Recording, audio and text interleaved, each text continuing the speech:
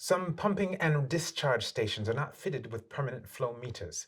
It may also be difficult to measure the flow rate of effluent using temporary flow meters because of special hydraulic conditions. The alternative unloading-loading technique allows the flow rate discharged by the station to be evaluated with reasonable accuracy. How does this flow rate measuring technique work, and what conditions does it require?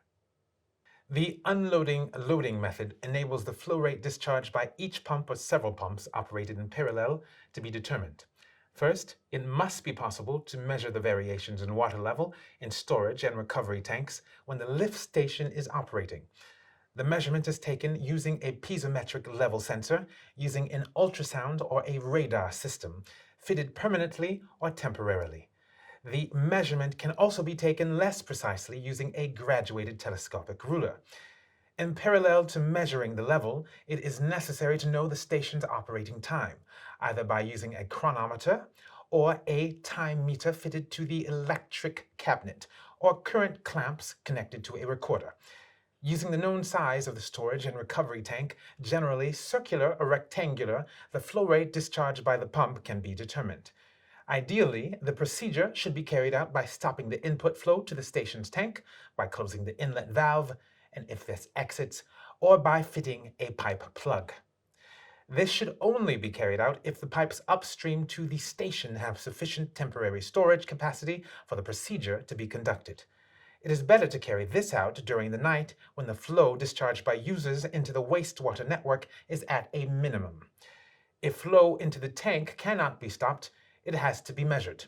To do this, the variations in water level are measured when the station has been shut down. So let's summarize the stages of flow measurement by unloading, loading when the inlet flow can be cut. Remember that two operators are needed for the operation, one to measure the water level and the other to time and record. Step 1. Allow the station to fill up to the starting level of the pump. When it reaches the starting level, the inlet flow is cut off. Step 2. One of the operators measures the water level when the pump starts. The other operator watches the time it takes for the water to descend until the pump stops. Step 3. When the water has gone down enough for the station to stop, one of the operators measures the water level. You can restore the input flow. Step 4. The difference is made between the level measured at the discharge flow rate and the level measured when the pump is stopped.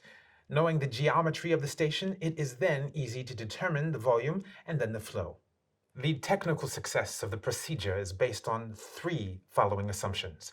1. The storage tank's level can be accurately correlated to the variation in volume. That is to say, the tank's depth-volume ratio is known by the operator in charge of the procedure. 2. If the case where the input valve cannot be closed, the input flow rate in the tank remains stable during the procedure. And 3. The flow discharged by the pump is stable. The depth-volume ratio may be invalid. This is in particular the case if there is a high amount of sediments in the storage tank or if its shape and dimensions are not precisely known. Input flow rate is not always stable. Indeed, if the pumping station is found within a water catchment area downstream to another station or linked to a consumer with an irregular discharge profile, there may be a sudden rise in the tank's flow rate. Lastly, it must be remembered that the flow rate discharged by the pump is the average flow rate and isn't therefore always stable. Indeed, during the procedure, the instantaneous flow rate discharged by the pump may vary, especially between startup at a high level and stoppage at a low level. What you need to remember about the unloading-loading technique. This technique is less accurate than permanent or temporary measurements using a flow meter, but it enables, as a first approach, to correctly estimate the hydraulic capacity of pumping and discharge stations that are not equipped with instruments. However, the different conditions of use must be taken into consideration for the procedure to be successful.